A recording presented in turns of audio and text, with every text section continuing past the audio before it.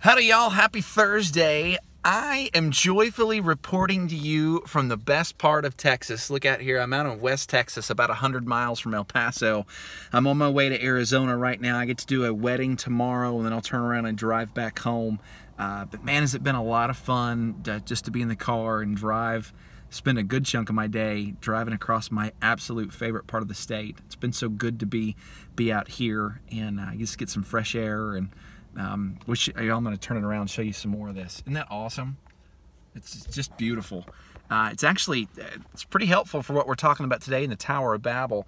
I love this paragraph. It says we must not pass over this story as if it were some obscure historical event.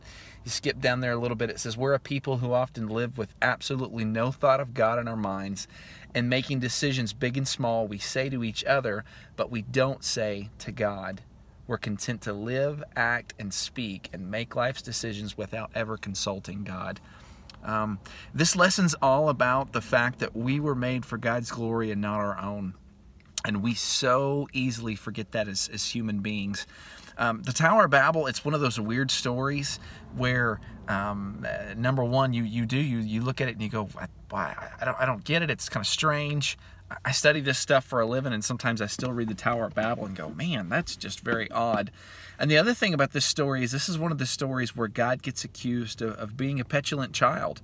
He's up in heaven and he's looking down at humanity's progress, and he says, oh, they're getting a little too close. Just squash that, and haha, that'll show them. And neither of those things are true. It's actually a beautiful story about God's grace.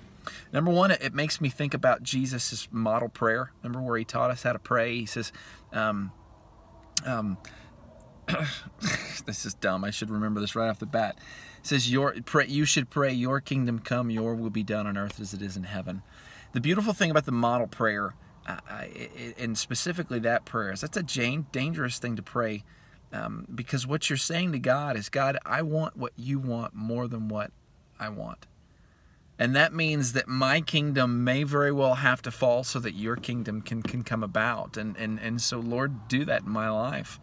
The people of the Tower of Babel, their kingdom had to fall for them to see how much God loved them.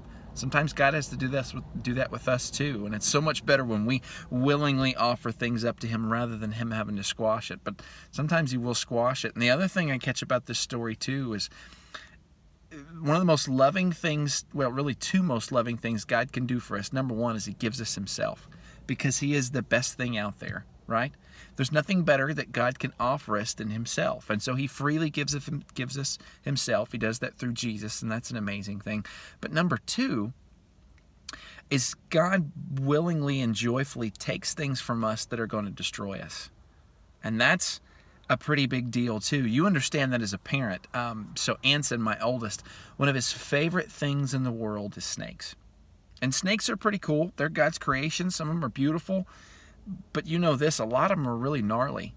In fact, if I just let Anson go willy-nilly with any kind of snake, there's a high probability he's going to get bitten and he's going to die. He could destroy himself with these things that he loves. And the people with the Tower of Babel, they loved themselves and they loved their own glory, and they were all about what can we do to build our own glory? What can we accomplish on our own? And so God looks down from heaven, and by the way, you catch a glimpse of the Trinity here. Point that out to the students whenever it says, let us go down there, let us confuse their language. That's Father, Son, and Holy Spirit all talking amongst themselves. It's a pretty cool thing, so point that out to the students.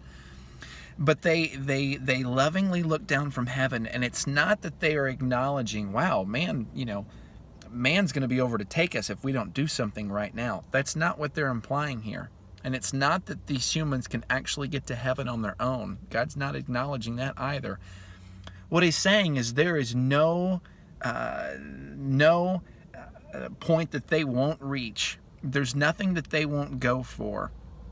There's no end to their self-destruction. And so in an effort to stop them from destroying themselves, we're going to put a stop to this. We'll confuse their language. We'll split them up. And that will slow down the spread of this awful disease of sin. And this will give us a further opportunity for us to reveal ourselves to mankind so that they can know that we're lovely and we're worthy to be worshiped and praised. And that's an amazing, loving thing that God did for the people of Babel, an amazing, loving thing that God still does for us today. So help the students to see this. God's not a mean kid. God is graciously loving his people and taking away things that could really hurt them. He'll do the same thing with us sometimes, and so it's so much better when we acknowledge on our own, hey, we need Jesus more than we need other stuff. So I'll give you one more beautiful glimpse of West Texas. Guys, I love y'all. I love you more than I love West Texas even. I will see you when I get home on Sunday morning. Bye-bye.